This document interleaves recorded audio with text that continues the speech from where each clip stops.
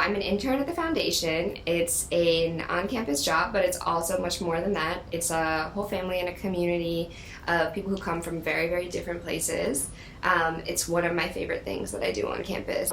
I think the conversations we have within diverse communities and about those diverse communities have a level of introspection at Harvard that I've never seen anywhere else, and I think is part of this environment that is made up. We live in this Harvard bubble and we always talk about it like a bubble, but that is because it is something so special, so unique, and so fleeting in our lives that I think to miss out on any of these conversations that we have on campus or in our houses about diversity and about the communities to which we belong in all aspects of our identity would be a real loss. It would be a true loss to the potential transformative power of my Harvard education, and so much of that education is going to lie outside the walls of the classroom in those diverse communities to which I belong. So I'm South Asian, I'm Indian American, I'm a second generation immigrant. It's given me the chance to have conversations with and learn a lot from and about people of different backgrounds who abound on this campus, and I think that even traveling around before I came to school, I didn't have a chance to communicate with so many people who were so different from me on the level that I get to on this campus,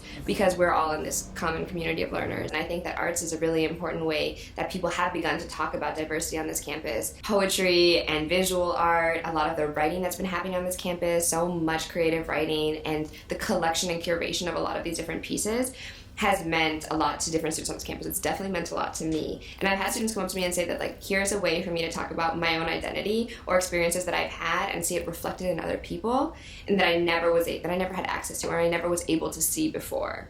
And that to me I think is really special and something that the arts can do that even advocacy can't quite reach, because there are sacrifices about personal affect and emotion that we sometimes make in political situations. In order to politicize an issue, you sometimes sacrifice the emotional aspects of an experience.